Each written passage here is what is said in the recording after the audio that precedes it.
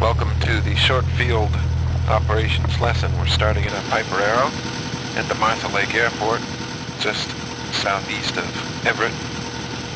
Martha Lake's a short 1,700-foot paved strip, perfect for doing these short field takeoffs and landings.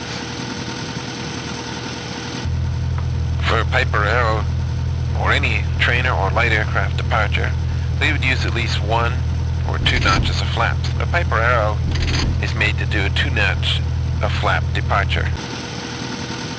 As you can see, our flaps are down at this time, and we're ready to go. Short field takeoff requires full brakes. Parking brakes are on now, maximum power, and then a rotation which is designed by the manufacturer. In this case, in the Piper Arrow, rotation speed should be just about 55 to 60 knots, just about the bottom of the stall speed with full flaps. We're going to hold the brakes, rev the engine up to full, double check that we have sustained full maximum power, release the brakes, and let it rip. Once we get to an airspeed of about 55 to 60, we'll pull back. Now with 2 notches of flaps, it'll come right off the ground very quickly. But what we've done is enable the shortest possible ground run. The stall horn may peep on and off a bit, and we're climbing up now. We're going to hold our best angle of climb speed, which in the Piper, 2 notches of flaps, is just about 67 or 68 knots. Make sure we bring up the landing gear at this time, and that'll increase our climb performance. Once we're cleared all obstacles, there's certainly no trees or hills around us now, we're going to go ahead and bring up the flaps slowly, making sure speed's around 70 before flap retraction. That is a short field takeoff. And we're going to do a short field landing next, so we're going to enter the traffic pattern around to the left, and I'll tell you about the short field landing. The short field landing is where we want to approach near stall speed. We don't want to float or drift or make a smooth touchdown like we do in most ideal landings. Instead, we really want to be able to plunk it down with very little floating. I'm going to keep my RPM back to about 2,400 now in the traffic pattern to make it a fast cruise at the moment.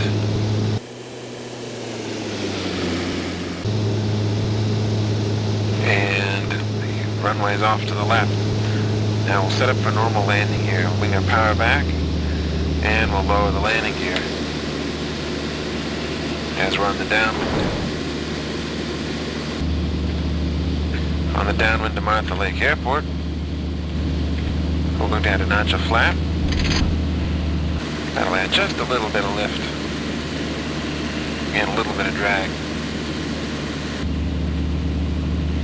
Now we'll start a left turn towards the runway. Now the trick is, in the short field landing, we want to make sure that we slow down enough. We're going to add 1 more notch of flaps. We want to be slow and draggy, so we're going to use power to help bring it in. Once power reduction is taken away, we should be really, really ready to plunk right down on the runway.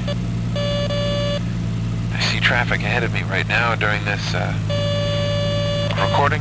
Don't know quite if he'll interfere with us or not. We'll have to keep an eye out for him. Yeah, I'm turning the final approach now. I don't want to be too high, certainly, because you really want to drag it in over any obstacles. We'll go to full flaps and keep the power down fairly low. Make sure your prop is now forward on the final. That's part of your normal landing check. And the gear is down.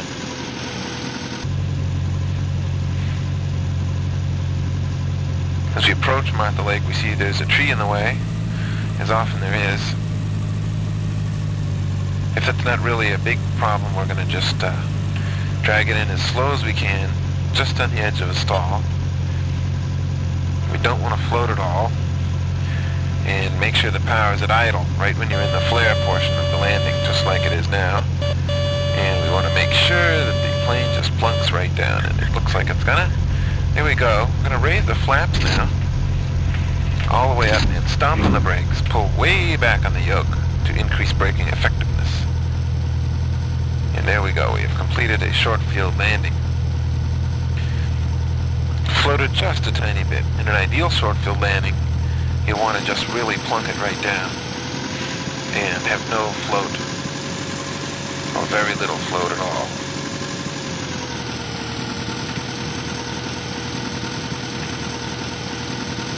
Since it's a short runway anyway, 1,700 feet, and we made it without any problem, now this does qualify for a good short field landing.